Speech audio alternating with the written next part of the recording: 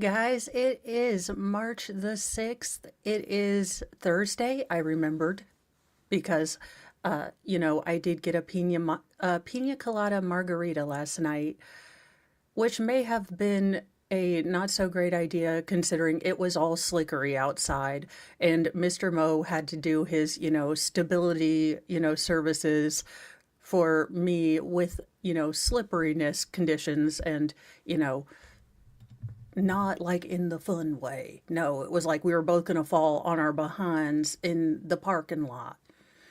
Welcome everyone. Good morning. Sorry. Wolfram, thank you for doing all of your modly mod duties. Colorado Mountain Girl, good morning. Greedy Bloke and Tammy CA, Flash Fan 85, good morning. Kay and Audio Coffee. Welcome, everyone. So, our first story is Flippin' Flapjack's Crazy. An abducted boy featured on Netflix's Unsolved Mystery was found safe 7 years after, his kidnapping. Overwhelmed with joy is what his parents are saying. Well, the parent that didn't steal him is saying. Good morning, Carol Sue Scott and Pokemom. Good morning. But I'm thinking we need to bring back phrenology, the study of criminal head shapes, because this guy, I could have told you he was sus from the get-go. It's the Kubrick eyes. And you, ma'am, how the heck are you going to have such good eye makeup when you done kidnapped your son? It's just upsetting. A trespass call led to the discovery and rescue of a young boy who was last seen or was the subject of a high profile kidnapping case and featured on Netflix's Unsolved Mysteries. Officials from the Douglas County Sheriff's Office in Colorado announced that Abdul Aziz Khan, now 14, had been recovered, and two people were arrested in connection to his disappearance over 7 years ago. We're overwhelmed with joy that Aziz has finally been found, and we want to thank everyone for their support over the last 7 years, the family of Aziz shared in a statement with the agency. Now, as we navigate the next steps, we ask for privacy so that we can move forward as a family and heal together. Now, according for the National Center for Missing and Exploited Children, police said that Khalid had failed to show up for a custody hearing. Oh, I'm sorry. I missed a sentence. I was wondering why that one sentence didn't. Aziz was reportedly kidnapped in 2017 out of Atlanta, Georgia by his non-custodial mother, 40-year-old Raba Khalid. Now, according to the National Center for Missing and Exploited Children, Khalid had failed to show up for a custody hearing on November 27, 2017 in Atlanta. The U.S. Marshal Service said she picked up her bags and fled with Aziz and her new husband, identified as 42-year-old Elliot Blake Borges?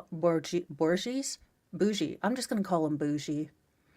Now, according to Abdul, Aziz's father, Khalid made it increasingly difficult over time for him to see Aziz after she moved from New Orleans to Atlanta for a new job. This sparked a new and bitter custody battle between Abdul and Khalid that went on for several years. Abdul told, the Center for Missing and Exploited Children that he made sure that Aziz and he spent as much time as they could, despite being over 400 miles, apart. I made my work schedule around Aziz, said Abdul. I would visit him every other weekend. I would bring him to New Orleans so he could be with his family. The center added that it was clear that Khalid was going to lose custody of Aziz. During a press conference on Wednesday, the U.S. Marshal Service said that it had searched for Khalid and Aziz lost across 11 different states. But a break in the case didn't come until February 23rd of this year, when deputies from the Douglas County Sheriff's Office were dispatched to a vacant home in Highlands Ranch, Colorado, for reports of a burglary in progress. And this is it's been 7 years. Now, when deputies arrived at the home, they found two adults near the property and located two children in a vehicle parked in the driveway of the home. Officials said that the couple claimed to be associated with the realtor, but their story very quickly began to unravel after their true identities were uncovered.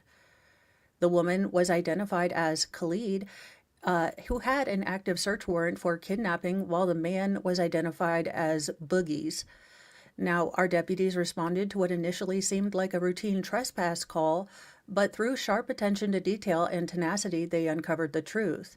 Their ability to recognize the discrepancies in the suspect's stories and follow the leads, even when the situation seemed unclear, ultimately led to the safe recovery of a child who's been missing for 7 years. Douglas County Sheriff Darren Wheely said. Now, Aziz's story also made national headlines when it was covered by Netflix's Unsolved Mysteries. Officials said that Khalid and her husband now face charges including second-degree kidnapping, forging, identity theft, providing false information to authorities, and trespassing. Their bonds were set at $1 million each, and a preliminary hearing has been set for March 27th. So I hope this young man gets all the support he needs in getting back into, this family that he probably never, or maybe didn't remember, maybe has been told crazy, crazy stories. Bourgeois. Well, anyway, look, he stole a kid. I'm not going to name him correctly anyway. Well, I did not have this on my bingo list, but if you had some dude asking to be taken out by firing squad on your bingo card for 2025, I believe you might possibly have bingo now, considering how this year is working. A South Carolina double unaliver is to die by firing squad in the first execution of its kind in 15 years. This is the gentleman, South Carolina. Interesting. A convicted double murderer is set to die by firing squad in South Carolina on Friday, the first execution of its kind in the U.S. in 15 years. Brad Sigmund, 67, personally requested the unusual punishment after fearing the electric chair would burn and cook him alive, his attorney Gerald King wrote in a statement. He also rejected a lethal injection after 3 previous inmates took more than 20 minutes to die after receiving the fatal dose of phenobarbital, his lawyer said. Okay, 20 minutes? Alrighty. Sigmund became the first South Carolina inmate to choose the state's new firing squad method of unaliving, and he'll be the first inmate to be executed by shooting since 2010. The killer will be strapped to a chair and have a hood placed over his head and a target placed over his heart. I mean, I would ask him to go for the head, if I'm honest. I mean, why would you want him? Wouldn't you want him to go for the thinky bits, the parts that are going to feel the pain, not the part that's going to pump the blood so you'll if you want to die peacefully and painlessly, maybe don't have unalive 2 people. I don't know, but this is just stupid enough to be real life. 3 volunteers will then fire at him through a small opening about 15 feet away. Sigmund was convicted in the 2001 baseball bat killings of his ex-girlfriend Rebecca Barbare's parents at their home in Greenville County. Oh, okay, dude, never mind. I hope y'all may aim off. Aim off. Get him in the knee. Wing him a couple times, allegedly in Minecraft. But if this man hurt old people, no. Go for the groin, my fellow soldiers. You didn't hear it from Mo, though. And if you're asked, plead the 5th. Now, Sigmund had been smoking, rock and drinking on the night of the killing. He told a friend that he would get Becky for leaving him the way she did, and he tied her parents up according to the court documents. Now, they were in separate rooms, and Sigmund went back and forth as he bludgeoned them to death, according to investigators. The husband's skull was basically broken in two, the court heard during his trial. He then kidnapped his ex-girlfriend at gunpoint, but she escaped from his car. He shot her as she ran, but missed, according to prosecutors. You know, for someone who seems to know that freedom seeds can go awry, you really are picking... You know what? I wish we had a baseball bat squad, okay? But that's just, me, the world and the internets. In a confession, Sigmund said if I couldn't have her, I wasn't going to let anyone else have her. Well, how stupid of you. I guess don't aim for his head. He does not have a brain. Jedi Jess, I think Lord Chippy would get sick. He's our dearest and most trusted ally. I don't want to give him something that give him indigestion. He had planned to unalive both his ex-girlfriend and himself, he later testified to officers. Or I guess he would confess to officers and not testify to officers, but far be it from me. Now, Sigmund claimed that he was forced to choose a violent death by firing squad because without more information, he thought his alternatives would be more torturous, according to a stay of execution motion filed by his attorneys with South Carolina's Supreme Court. Now, only 3 inmates in the U.S. have been executed by firing squad since 1976, all of them taking place in Utah. Now, lawyers for Sigmund asked for a delay for his execution date in February because they wanted to learn if the prisoner in South Carolina's previous execution, Marion Bowman, was given 2 doses of phenobarbital on his execution on January 31st, and to look over his autopsy report. Sigmund knows it will be a violent death, his lawyer said. He does not wish to inflict that pain on his family, the witnesses, or the execution team, but given South Carolina's unnecessary and unconscionable secrecies, Brad is choosing the best he can. He tied up 2 old people, put them in separate rooms, and beat them to death. I really don't care what happens to him as he shuffles off this mortal coil. If he could be attacked by mutant Furbies one by one, and that could be live cast to cable television, I would be okay with it. You don't hurt other people and then get to bitch about my life. My death is going to be violent. Someone give me the smelling salts. No. I don't give 2 rats rah-rah. Just don't. Not one good doggone bit. And again, if I were in charge of the firing squad, I would tell them to aim for your genitals first. So, honest to God, do not come to me for sympathy at this moment. I am not here to help you. Any hoozle. Well, this is interesting. And in an update that I didn't think that many of us saw coming, considering how, they froze to death, believe us, bro, was kind of all that we heard about this case. 2 people have been charged in the Kansas City Chiefs fans' deaths 14 months after their bodies were found frozen in the backyard. Now, is it going to be the guy that took a 3-day-long nap? Or is it going to be, someone else? Because I believe that, I think I speak for everyone in the internet at large when we thought something fishy was going on around here.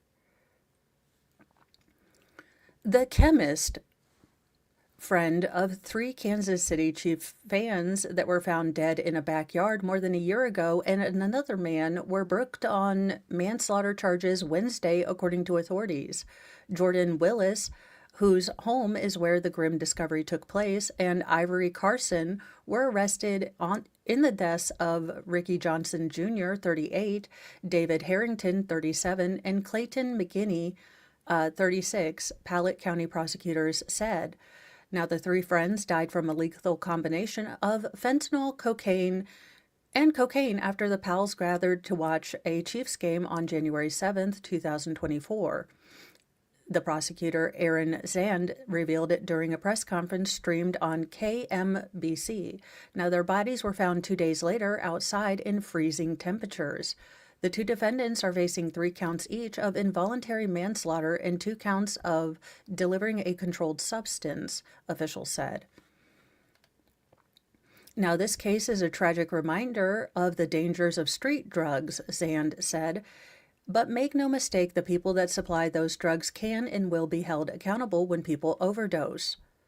Investigators found drugs in Willis's home during a search of the property, including a bag of cocaine that mostly had his DNA on it, and another bag of fentanyl which had Carson's DNA on it.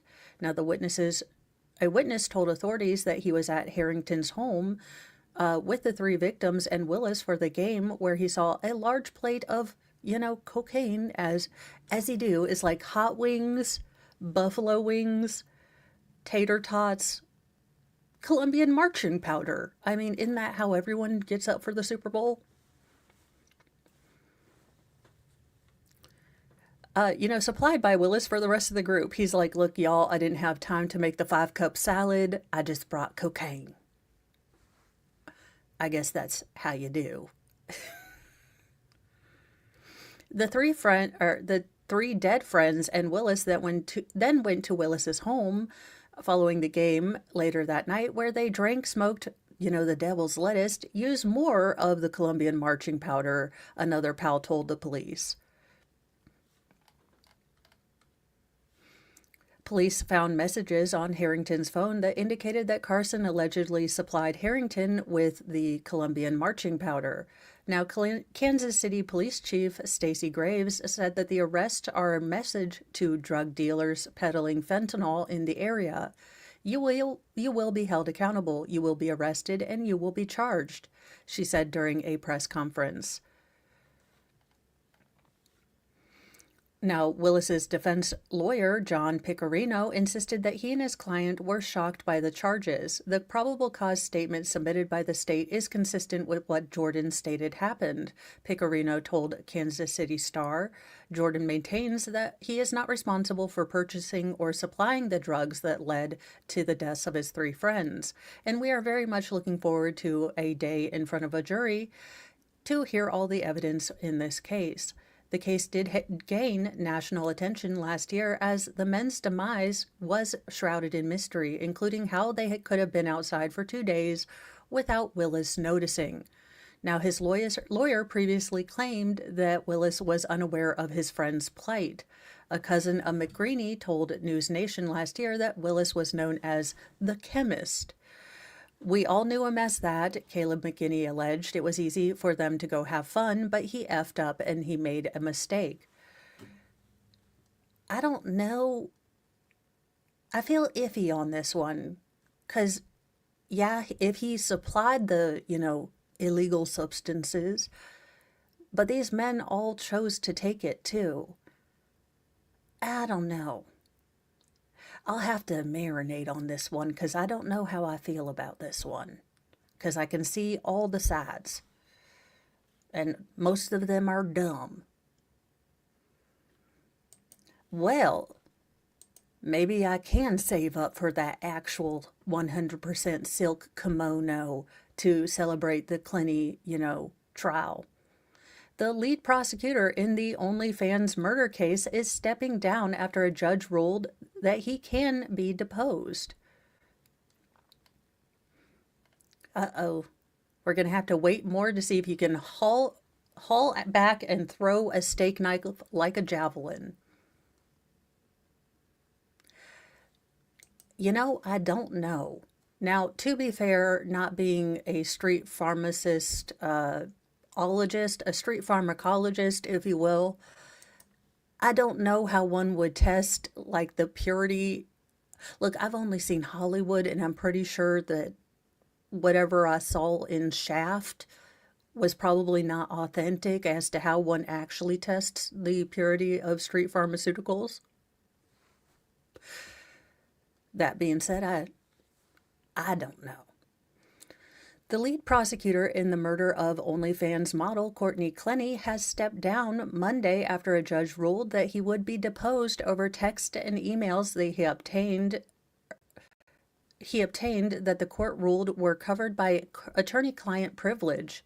In a single-page memo to Miami-Dade Chief Assistant State Attorney Kathleen Hogue, Assistant State Attorney Cahill Quinn said that he found material errors in fact in the court's decision to allow the deposition, and he was left with no choice but to withdraw because if deposed, he would then become a witness. It is my hope that my withdrawal will facilitate the resolution of the defendant's meritless motions, correct the record, and allow these proceedings to refocus on what truly matters, justice for Christian Obumseli, Quinion wrote. Now, in the memo, he said that he planned to withdraw from the case earlier for paternity leave, but stayed in part because of the constant attacks by the defense counsel. He will be replaced by Miami-Dade Assistant State Attorney Sean Abdoff, the original lead prosecutor when Clinty was charged with the stabbing death of her boyfriend in their Bayfront, Miami high-rise in August 2022. Abrahoff is keenly aware of the case, having led it earlier and covered it repeatedly for Quinion in the last several months. In June, Miami-Dade Circuit Judge Lauren Sharon Cruz said that the state violated attorney-client privilege when prosecutors collected text and emails between Clenny's parents, Deborah Lynn Clenny and Kim Dwayne Clenny, and their attorneys, even if prosecutors weren't aware at the time that the model's parents had hired legal representation. Now, Clenny, 27, and her parents have been charged in a computer hacking scheme that the state said it uncovered through communications obtained with the court's permission. Those charges were dropped. Among the items collected by prosecutors through text and email were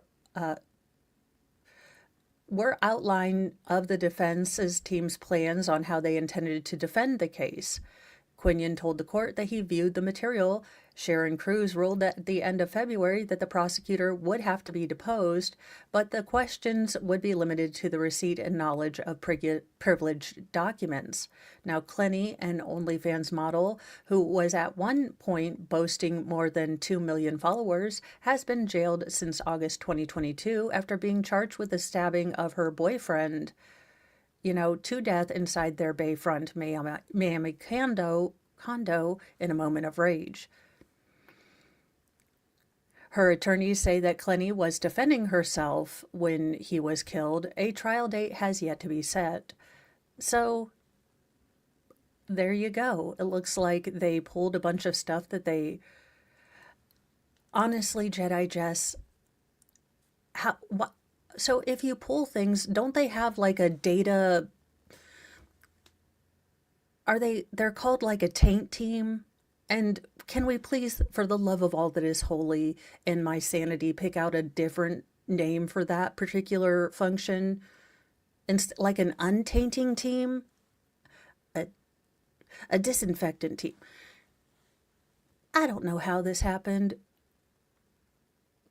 No, I think taint teams are real. Y'all, I don't think I made them up. But I think that if you're going to go through someone's, documentation, say you get a whole document dump from their computer, but they have hired an attorney, they will come through and get all the attorney stuff out and then give you all like the naked pictures and... Okay, good. I'm glad.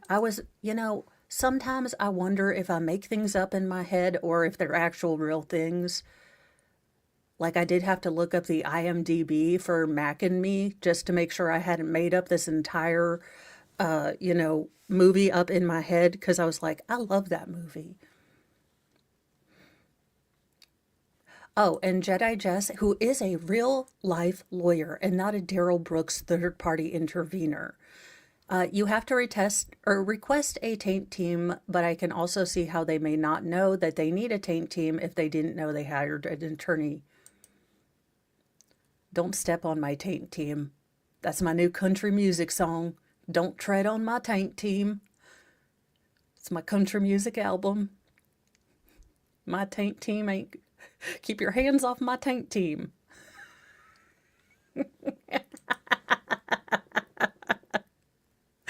Oh, Jakety Buck, I needed that this morning. I honest to goodness did need that this morning, so thank you. Welcome, Fraudit Terminator, Dizzy, and JKD Buck, and Jedi Jess. Good morning.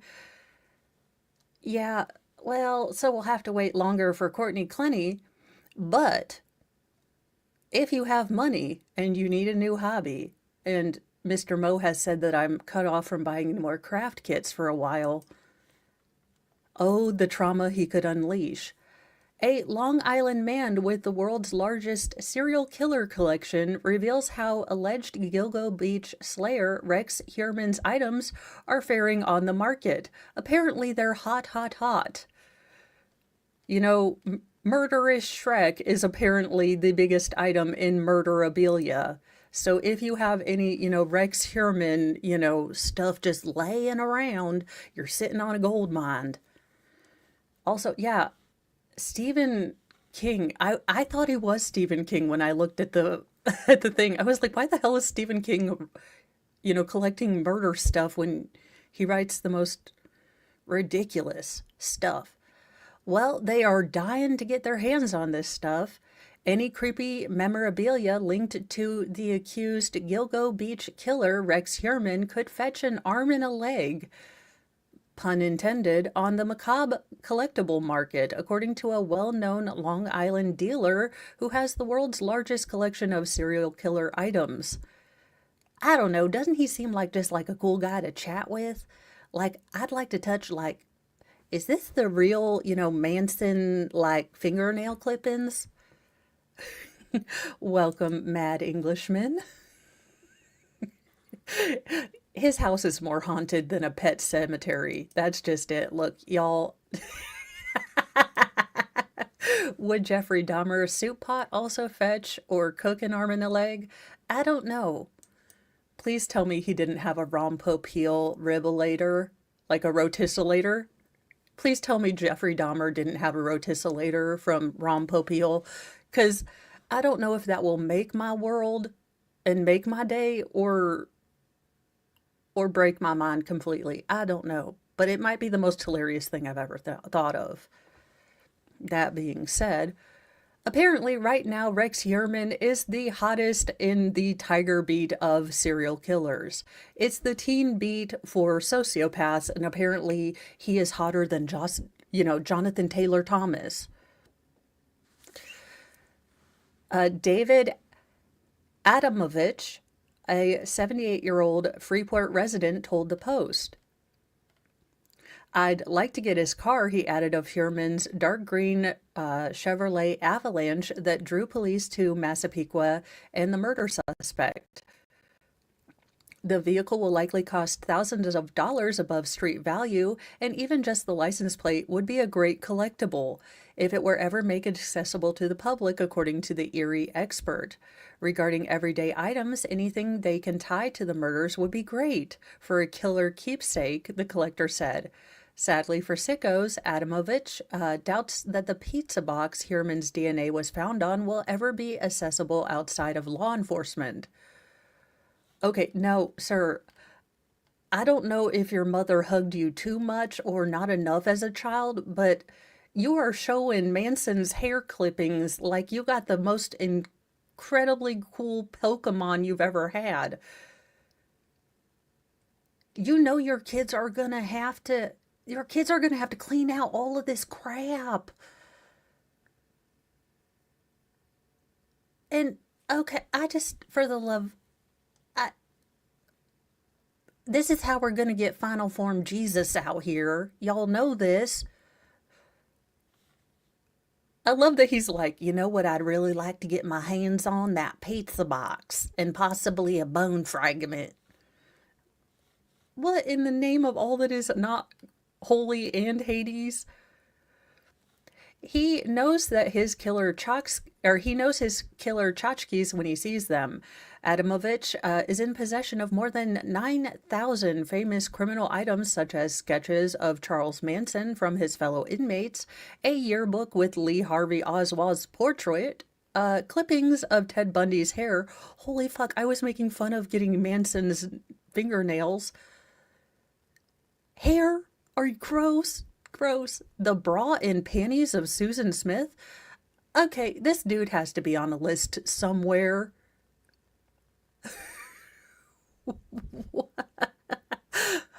Oh, yes, we do need y'all a final form Jesus summoning sticker. Yes, we do. Because y'all are just going to get him down here, and I have not even negotiated the switch from a rapture to be an asshole rapture. Look, I am in high level talks with our creator right now to switch this whole rapture idea to just rapturing all the a-holes. Because as I contend to him, you would not even need to rebuild a whole new world, because it would be heaven on earth down here without all the a-holes. But then he did point out to me that everyone has their a-hole moments, so it would particularly just be, I think, that one coroner from the Stacey Rodriguez trial. Oh my gosh. No, I say you mix them together. Make Beanie Baby taxidermy into serial killers. You know, let's see, Izzy the iguana can be Taylor Shabiznis. You know, what's a dirty animal? Homer the hog, the warthog can be Letitia Stalk. Actually, I might save that idea for me. No. And read letters written by Jeffrey Dahmer and several other notorious murderers. You know, has this man ever tried Dungeons and Dragons? Ever? Have you thought about video games, sir? I don't say this often, but have you thought about Raid Shadow Legend? I have heard from many a YouTube content creator. Now, I am not sponsored, but Raid Shadow Legend at any point. But have you thought of Raid Shadow Legends? Now, I have been told by many a YouTube content creator that it will take hours of time and it is endlessly fascinating. And you can join your own clans and stuff like that. Have you thought about another hobby? As a well-known dealer in famous killer items, Adamovich is already getting calls from eager folks itching to buy or appraise something belonging to the world's most notorious New York City architect. I'm sure his stuff is going to be of value to current collectors, he said, noting that items will only skyrocket in price in the event that Hierman is formerly convicted of murder. Until that is the case, however, Adamovich won't be personally investing in Rex merch. Jesus Christ. Like, look, until I know that his rookie season is gonna, actually stick, I'm gonna stick with the team players I've already drafted. Okay, sir, your fantasy football team is really effed up. And I say that as a weird person who likes Sailor Moon into her 40s, okay? But, look, wow. Okie dokie. Now, he says that there's really no set blue book, on values of killer used or affiliated belongings, but future letters Hierman, if convicted, would write from prison are likely going to go for a few $100s apiece, especially if hand signed. They are both the easiest to authenticate, according to Adamovich, who said many peddle phony objects. Since his band of Bundy hair is a more prized possession, he wouldn't be surprised if Hierman's hair or other hygienic discards also cost a pretty penny. All right, if you are buying Rex Hierman's toenails, you need Jesus. Have you thought about growing a chia pet? They have them in Bob Ross now. They have oh my Bob Ross as a damn chia pet. Get a different hobby. Take up paint by numbers. I'm sure they have scary clown pictures. I just, I have no idea. Let's continue to see if he has anything from Gacy. And God, I hope it's none of his hair, because I'm pretty sure Gacy was bald. So that is hair of a whole nother feather if it's from him. However, let's see here. Okay, however, old yearbooks from his days at Berner High School will be in high demand, and professional papers from Herman's eponymous architecture firm will likely lure in killer connoisseurs as well. Anything flies, anything that has his name on it, anything that's signed by him, any of his work, people will have plans he signed off on. All of that is going to be of value. It's not uncommon for obsessed individuals to shell out big time for strange collectibles. People have paid thousands to Adamovich to sell one offs like paintings by John Wayne Gacy. What is wrong with people? He's like, dang, I wish I could have that cardboard box. Now, there is no surprise that he works an odd job as well. Adamovich is the world record holding knife thrower. You have got to be flipping kidding me. This man is going to be an expert witness at the Courtney Clenny trial. Change my mind. He goes by the Great Throwdini as a stage name. I am glad I ended this article. Courtney Clenny, if your defense attorneys do not call this man, then I don't know how to help you. Also, because he could collect some of your hair, and if you get convicted, then it's worth more. Killing two birds with one stone, apropos as both a pun and a collectible thing.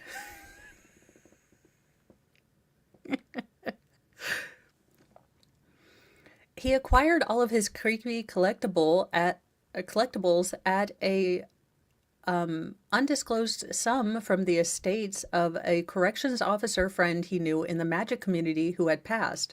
While on the job for 2 decades, Adamovich's friend had several chances to get behind the scenes and access the killers themselves, or connect, through connected fellow prison workers. He would just squirrel everything away in boxes in a storage unit, Adamovich said, and no one ever knew about it. Out of everything which he's kept in a confidential location, Adamovich says his most valuable items are his 70-plus boxes of serial killer letters. He's digitized them as an educational source for forensic professionals and has used the chilling messages to lecture investigators. I'm guessing a value of maybe $300,000 for just the letters. Well, there you go. Everyone needs a hobby. Think about Pokemon.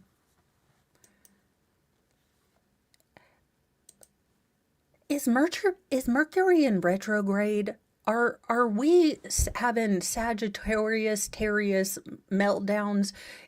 Has the Matrix got on the fritz? What am I looking at here? Am I going to be charged with what's in my stomach? A man swallowed nearly $770,000 worth of Tiffany jewelry after an alleged, robbery. Well, no, I'm not thieving it. I'm just renting it in my digestive system.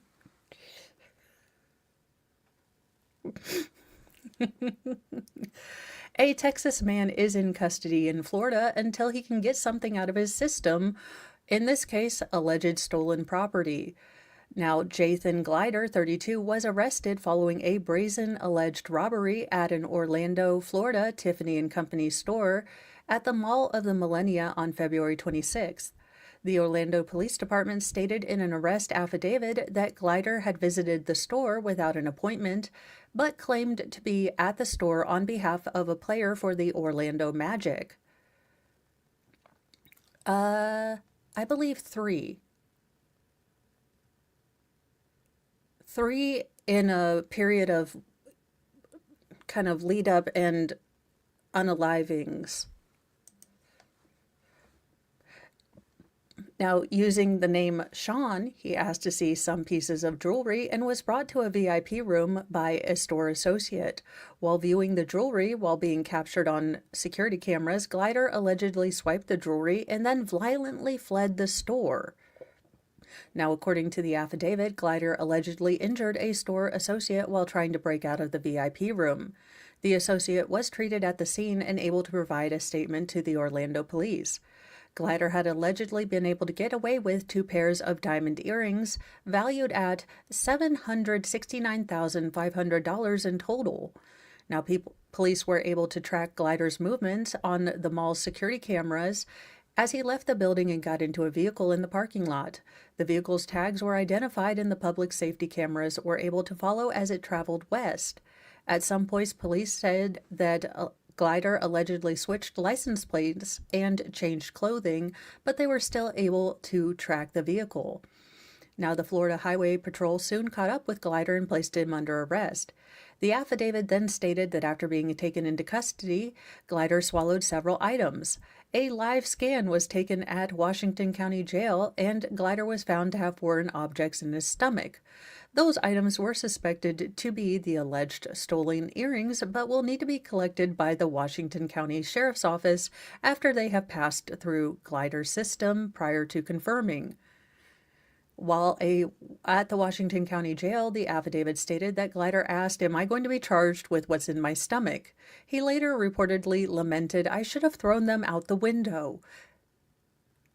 Probably true for multiple reasons. Probably you just shouldn't try to steal things.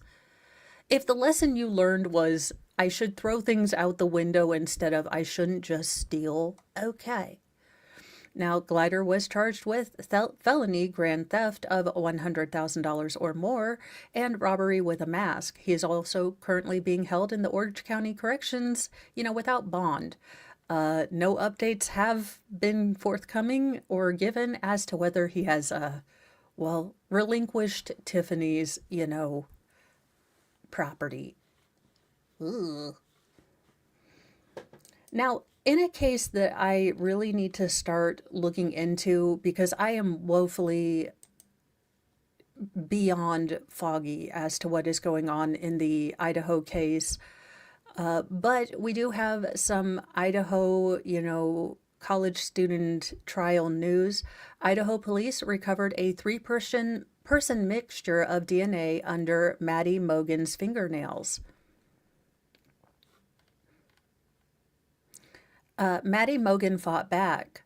Idaho investigators found a three-person mixture of DNA under the 21-year-old University of Idaho's undergrad fingernails after she and three friends were killed in her off-campus rental home in Moscow, Idaho, on November 13th, 2022, according to court filings.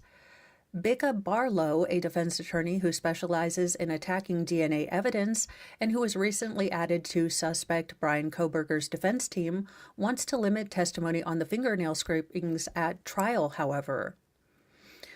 She says they don't match her client. In a pair of redacted motions regarding the evidence, she argued that because the testing of the samples came back as inconclusive, focusing on them could mislead the jury. Additionally, she argued that independent testing conducted for the defense ruled Kohberger out entirely as a contributor. Mr. Kohberger's inconclusive likelihood ratio is similar to almost every other person for whom the LR was generated, and focusing on his inclusive LR would mislead the jury that it implies that the LR means that Kohberger's DNA might be present in the sample, she argued.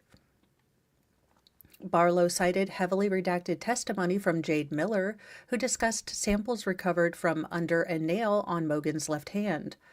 Although the specifics of what Miller said were not included in the publicly available filing, Barlow argued that her testimony was misleading and therefore barred under state law.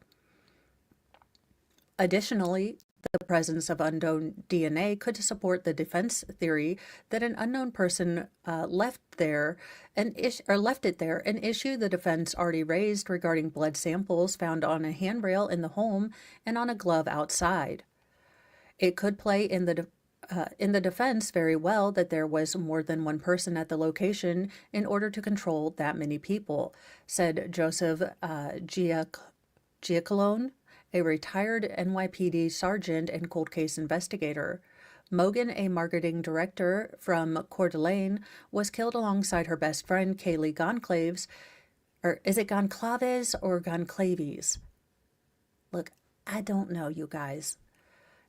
Goncalves, 21, in an upstairs bedroom of the 6-bedroom house just steps off campus. Police also found a knife sheath knife sheath under her body that had DNA on it that helped them uncover Koberger as a suspect. A floor below, police found the remains of Xana Kernoodle, 20 years old, and her boyfriend, Ethan Chapin, also 20. All four students had suffered from multiple stab wounds. Idaho's crime lab tested two hypotheses. First, the samples included DNA from Mogan, Goncalves, and an unknown person, and second, that the DNA came from Mogan and two other unknown persons. Multiple people appear to have been tested as possible matches to the unknown persons. None of the results, however, were a conclusive match to anyone. Police allege that Koberger visited the area of the home on multiple occasions, citing cell phone records and videos of the suspect vehicle, a white Hyundai Elantra, or is it Hyundai? Look, I never know those ones, and I'm not going to get into it today. Like the one that he was pulled over in multiple times. His trial is scheduled to begin on August 11th. He could face the death penalty if convicted. Leyte County Judge John Judge. His name is Judge John Judge. Shows how much I've been paying attention to this particular case. Entered not guilty pleas on his behalf at the arraignment in 2023. Yeah, it does seem to have controlled as many different victims as were controlled, unless you were very stealthy and none of them were able to alert. But just the two, were the boyfriend and girlfriend found together? I need to do research on this case.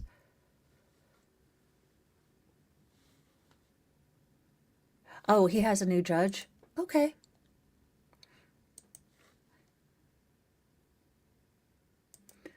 All right, now, these teenagers better be fixing these two houses, because what the hell is going on here? Over 200 Nashville teens throw massive illegal parties after breaking into two unoccupied homes and causing over $100,000 in damages. Oh, you know what? I'd have just told the officers if they found me there, just arrest me. Do not even call my mother. Like, for the love of all that's holy, don't call my mama. In fact, tell her you never founded me here, okay? Over 200 teenagers in Tennessee broke into two homes and threw illegal house parties before police and neighbors broke up the alcohol drug-fueled raves that injured two teens and left over $100,000 in damages. Two vacant homes in Middle Tennessee hosted the unwelcome teens Friday night in East Nashville and Mount Juliet, approximately 20 miles away from each other. The two parties were advertised on social media, with the host sharing the address as others drove over an hour to the gathering that featured underage beer drinking and the devil's lettuce. Well, that's just like catnip to teenagers. I mean, saying the next time you want to sting some underage drinkers, just say there's a rave at so-and-so's house and 120 of them will show up because they're dumb and don't realize it's a sting. While police were called for both parties, one homeowner was forced to shut down the gathering of nearly 200 teens himself after being told that no officers were available. Kyle Gracier, who had recently built the house in, East Nashville, was alerted by his neighbors complaining about people blocking their driveway at around 9:30 p.m. Friday. The $875,000 property was put on the market only just a month ago, according to the listing. Grasser knew the home should have been unoccupied, but was surprised to find nearly 200 teenagers packed inside the four-bedroom house. It's heartbreaking, Grasser told WSMV. I'm not some big developer. I'm just a guy. I've got my whole life savings in these houses. You roll up and see everyone destroying that, and you feel helpless.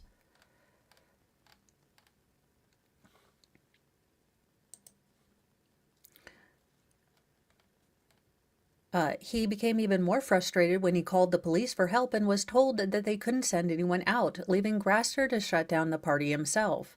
When you call 911 and they say they can't get anyone out there immediately, you feel very helpless. Not if you're strapped, my young Padawan, allegedly in Minecraft. Take no shit from nobody.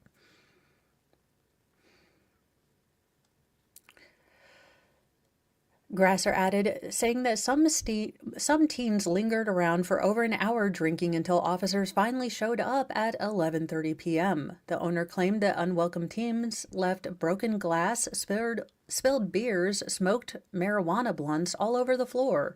One of the chandeliers had been torn down from the ceiling socket and the walls were all scratched up. Beer and other liquids had soaked into the hardwoods, damaged cabinets, and he calculated the damage at over $100,000. Grasser suspects that nearly 200 juveniles were alerted to the party through social media, including Snapchat and Instagram. The owner said he found one post advertising the Striker Party being held at the Nashville home hosted by someone named Demarius, he told the outlet. Through his own investigation, Grasser identified approximately 25 teens who were in his home after they posted footage of the party to social media. Grasser believes one video captured a teen swinging from the now broken chandelier. These asshats. He believes one of the teen broke into the lockbox used to store keys for contractors who work on the house because 2 keys were returned to the home by Sunday morning. You are never sure who's in the home or who is sharing that information, Grasser said. We've changed the lock boxes and are beefing up security around here. It won't happen again. Now, the group that broke into Grasser's home is believed to have done it before, damaging a home in Green Hills during an illegal New Year's party.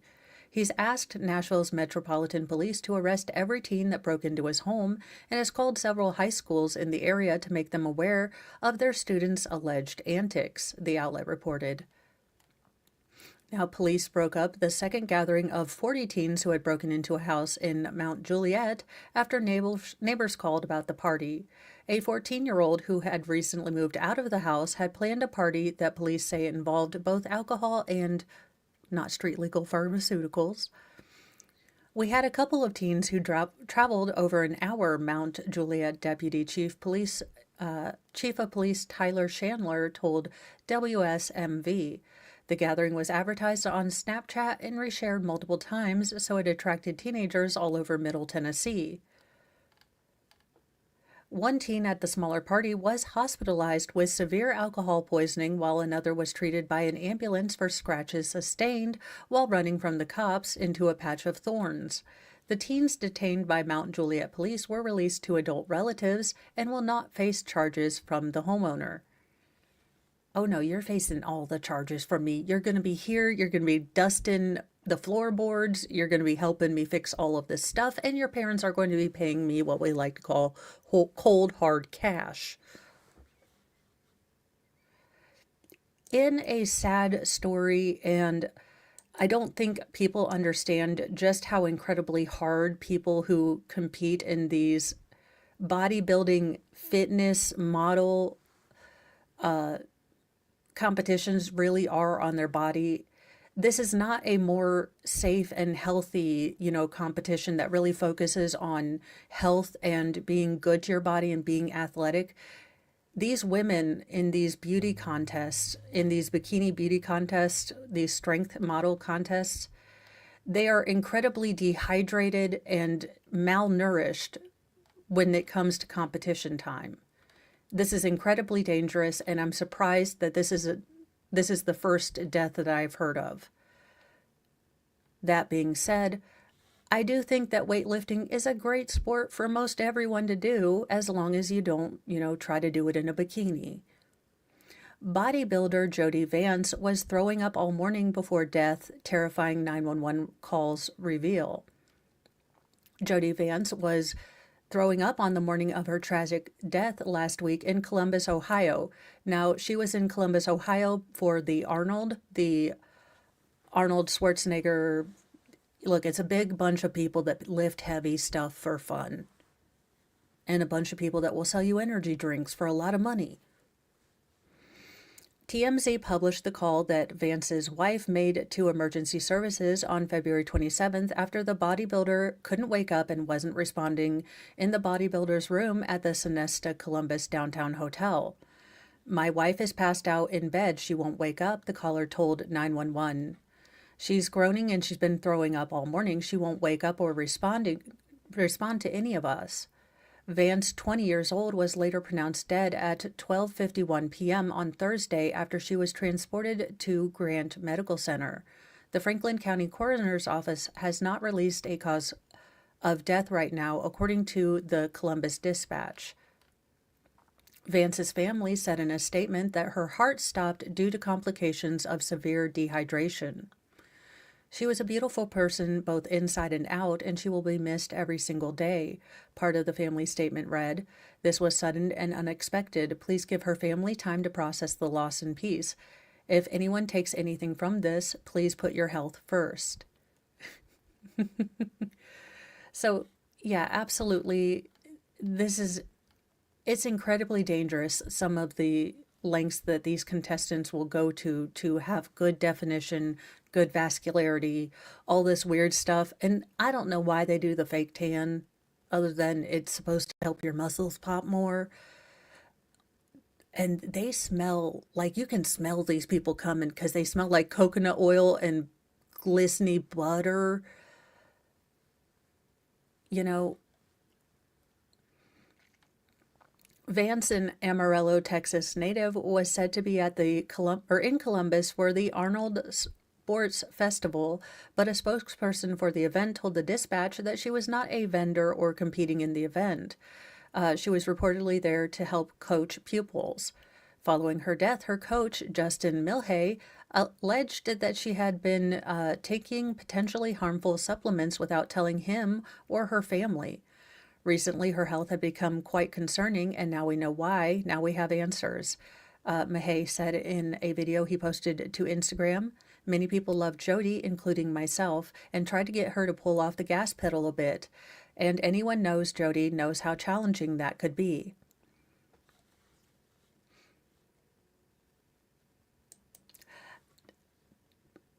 Now, y'all, I'm not gonna lie. I saw the picture and I just clicked. Like, I didn't even read the headline, if I'm honest. Solution to our problem. A woman plotted with jailed boyfriend to unalive informant that put him behind bars with the hot shot. Jesus. I mean, if a picture could tell 1,000 stories. A Pennsylvania woman allegedly hatched a plan with her boyfriend to unalive a police informant who he thought put him in jail. And the woman is now behind bars right alongside her lover. Amanda Lee Zortman, 45, stands accused of criminal solicitation of murder in the first degree, conspiracy, and criminal use of a communication facility, court records show. She remains at the Center County Correctional Facility without bond. A criminal complaint obtained by Altoona, CBS affiliate WTAJ said Zortman spoke several times with her boyfriend, a 63-year-old Mark Hackett, who had been in jail on drug-related charges. Hackett felt as if he'd been set up by a police informant, and he believed he had identified the person. Zortman and Hackett spoke several times about dealing with the informant, the complaint reportedly said. Hackett allegedly told his girlfriend that he had a solution to, our problem.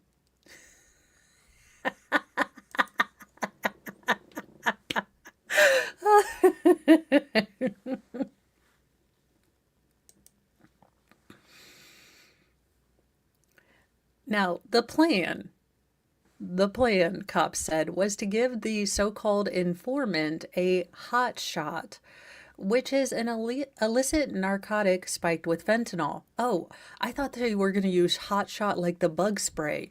This makes more sense, although it doesn't make more sense, but at least provides context that makes it make slightly more sense. Okay, Zortman had also been speaking with a hitman Hackett had met in jail. If you meet a hitman in jail, is he a good hitman? I would feel like that would be a necessary just, culling thing. Like if your hitman is in jail, then he's obviously not good at it. The affidavit reportedly said he was allegedly willing to pay $10,000 to carry out the unaliving. Now, Zortman also reportedly said that she would buy the hitman a pound of meth plus cash to bail him out of jail.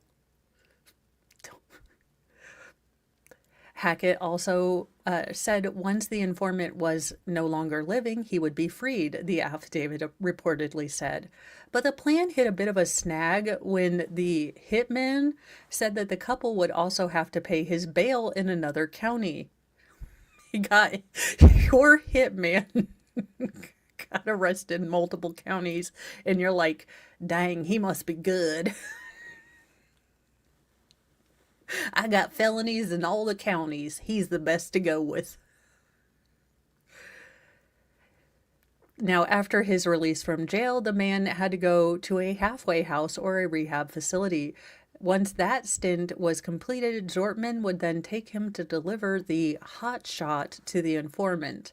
Now, troopers alleged that Zortman took substantial steps to plan and facilitate the unaliving, per statecollege.com. Now, cops reportedly spoke to the informant, who said someone had broken into his home a few days after he'd moved out, making him think that someone was trying to unalive him.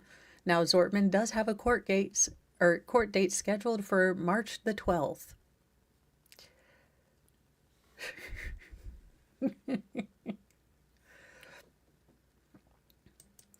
And what in the hell is wrong with people? I mean, again, Final Form Jesus. A twisted art installation features live piglets that were going to starve to death. Now, to shed light on animal cruelty, the piglets are okay. The piglets are okay. In fact, I think someone actually smuggled them out. But some idiot a-hole calling themselves an artist was going to let these little piglets starve to death while people watched to prove a point. Dumbass. You know, only really, really intellectual people can be this mother effing dumb. A new art installation features 3 live piglets that will... Now, I believe that there is another story in... Let me go to... Because I do think that they actually halted this.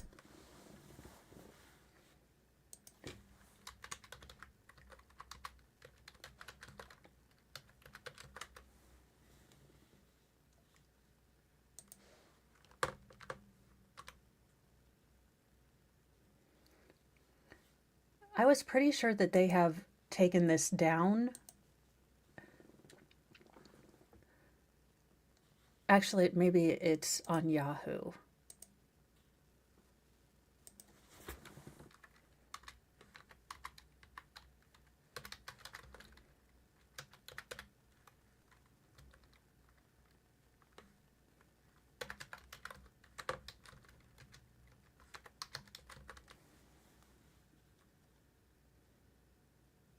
Oh, they vanished. Okay. No, I am not going to pay you, Washington Post. Nice try. 2 can play at this game. I can go back to somewhere else. You have to be stuck being a-holes.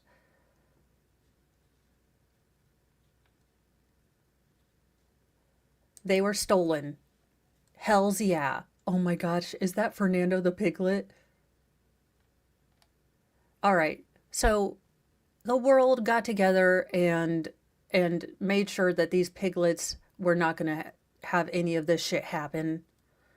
Piglets stolen after being left to starve to death in a controversial Danish art exhibition.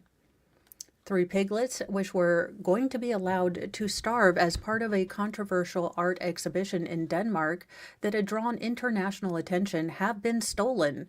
Fuck yeah.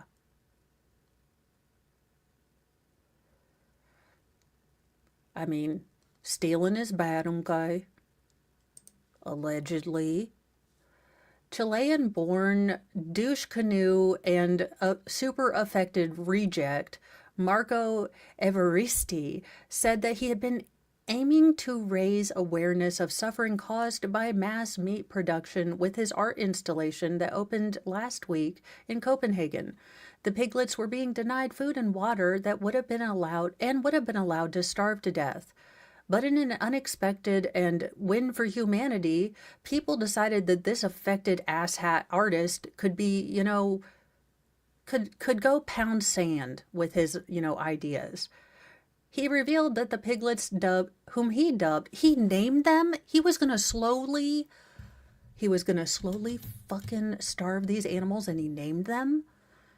Lucia, Simon, and Benjamin were taken away by animal rights activists who were assisted by his friend Kaspar Stephenson. Kaspar, hells yeah.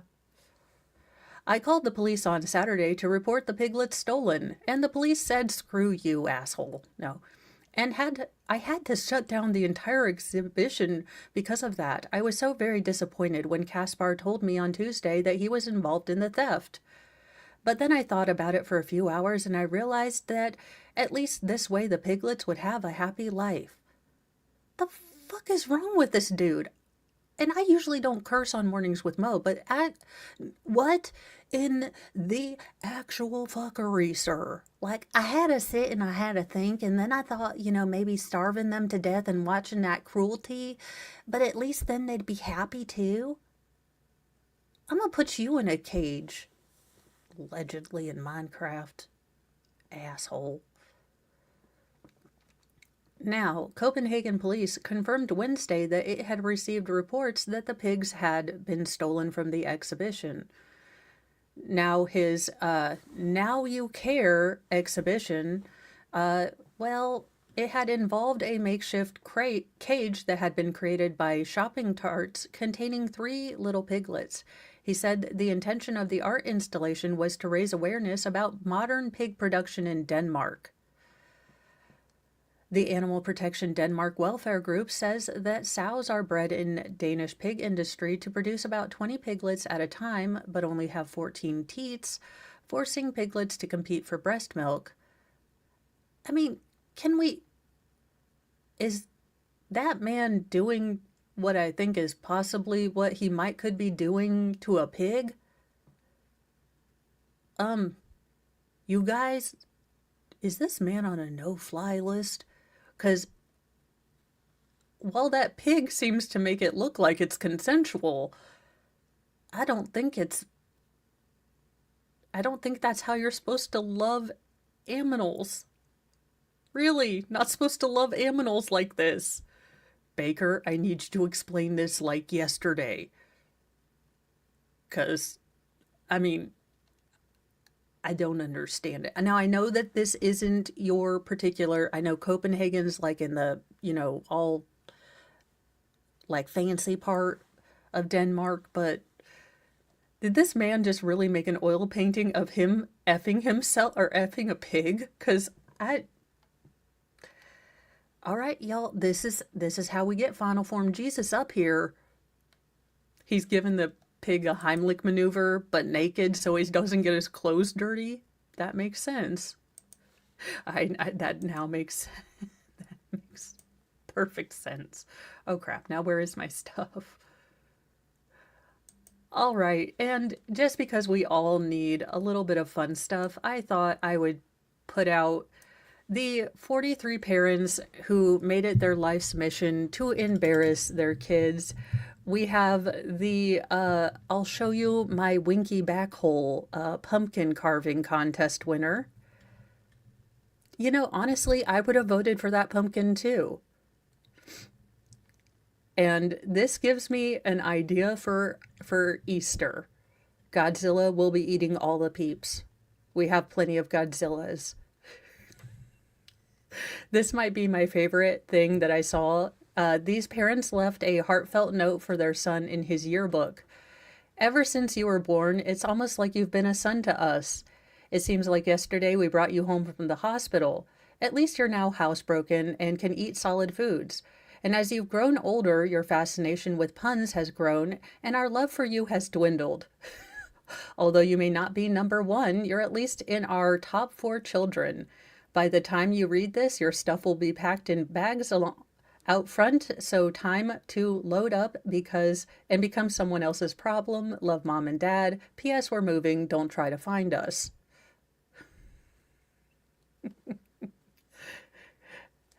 This gentleman said that he's made it a hobby to embarrass his daughter. He is, of course, displaying his gladiator cowboy boots and new to him visor.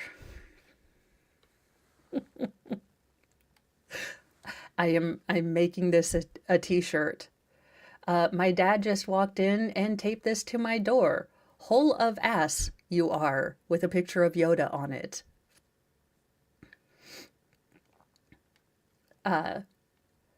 This one, I'm staying at my parents' place for the night. My mom prepared the couch for me. I'm 27. I love this. I love it. Look, it's Batman and oh, good Lord. Oh my God, I'm doing this to my kids. This parent likes to play mind games. Every Christmas, I give my kids a personalized card. This year, I decided to mess with them. So this woman obviously has 5 children, all sons. I don't know how you survived, ma'am, but she decided to get them the same card and write to my favorite son in almost the exact same way on everyone. Yes. Oh no. This evil genius got their kid a PS5, but gave them this first. After all, no dad can resist an opportunity for a dad joke. Is this the best present of all time? I'm afraid not. And googly eyes? Like, as a kid, I would have taken the afraid not for the googly eyes. Now, there is one that I thought was funny because this is something that I would do and my kids wouldn't notice. Where is it? Doggone it. Oh, here's one. The parent was not so into the whole parental homework thing. To be honest, I get it. Yes, every year, if you are a parent, you have to fill out these things like, what is your kid's, greatest strength, greatest weakness? Let's see. How does your child feel about math, and what has his or her experience been with math in the past few years? Well, one time a math problem bit him, but he got over it. How would you describe your child's personality? Energetically annoying.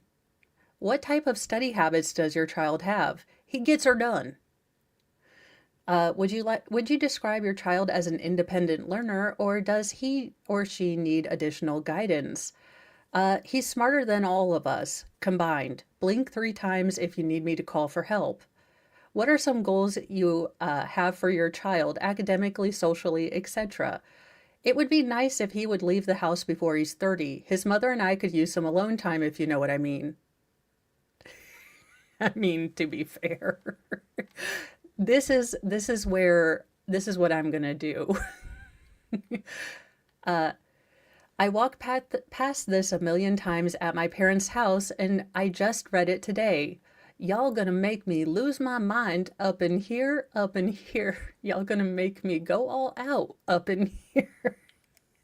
I am making this. That is my next sampler. We're doing it, and then from ye windows to ye walls.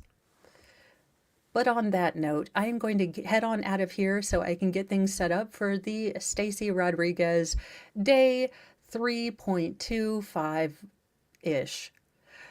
So the Petty Express needs to get up and moving, and I need to make sure that I rotate laundry because laundry waits for no man. And I am no man, and it still waits for me. It does, in fact, literally wait for no man. Me. So I will be doing that. Thank you all so much for joining this morning. Thank you guys for being here. Some things are going on behind the scenes, and